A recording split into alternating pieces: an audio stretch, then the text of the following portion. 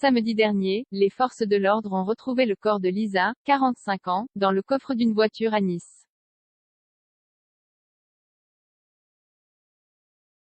Son ex-compagnon, qui a été mis en examen et écroué lundi soir, a reconnu l'avoir étranglée après une dispute.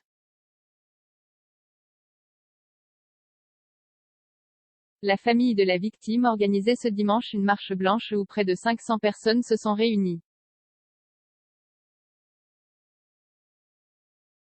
Maman, pourquoi les gens ont des ballons et des roses blanches? Questionne un enfant qui voit passer les centaines de personnes réunies pour la marche blanche en mémoire de Lisa, victime du 3e féminicide de l'année.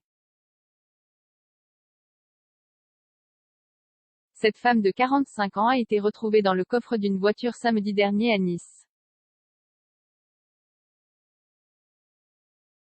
Pour rendre hommage à cette niçoise, près de 500 personnes se sont rassemblées sur le boulevard de la Madeleine ce dimanche, où des roses blanches, des bougies ont été déposées près d'un portrait de Lisa. Vers 13h30, le cortège, mené par les enfants de la victime, s'est dirigé vers la promenade des Anglais où une minute de silence a été observée et où un lâcher de ballons a eu lieu en présence d'élus comme Christian Estrosi et Éric Ciotti.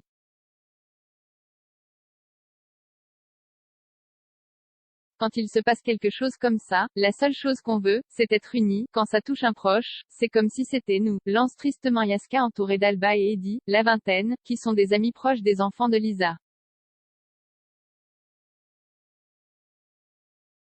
Il porte un t-shirt blanc avec la photo imprimée de la victime.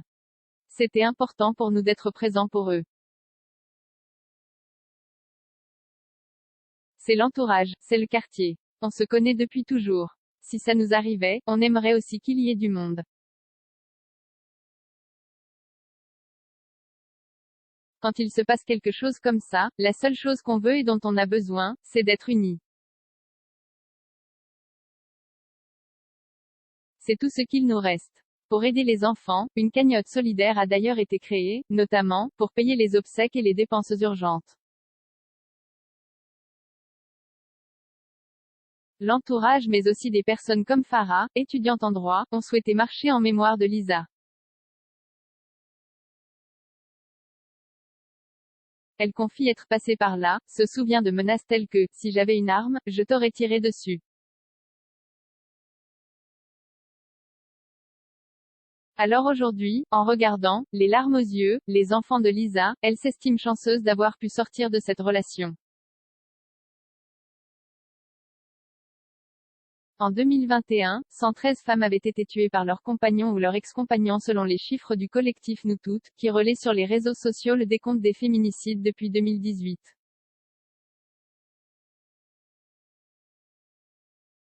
Ce n'est pas un fait divers, la branche locale du collectif était d'ailleurs présente ce dimanche, en soutien aux proches. C'est un féminicide qui est arrivé localement et sur lequel on peut apporter une présence importante envers la famille, affirme l'une des représentantes de Nous Toutes 06. Elle ajoute, malheureusement, on voit avec ces chiffres, 4 féminicides en 8 jours, que ce drame n'est pas un fait divers, ce n'est pas quelque chose qui arrive une fois.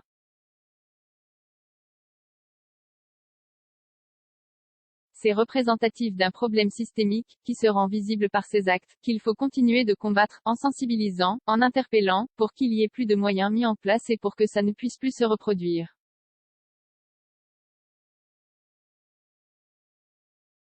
L'ex-compagnon de Lisa, un homme de 60 ans, a été mis en examen et écroué lundi soir.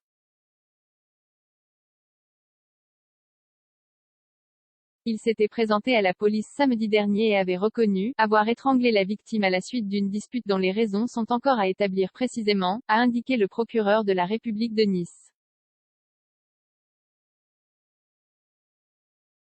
27 commentaires 10 partages partagés sur Messenger, partagés sur Facebook, partagés sur Twitter, partagés sur Flipboard, partagés sur Pinterest, partagés sur LinkedIn, envoyés par mail, sauvegarder une faute, imprimé.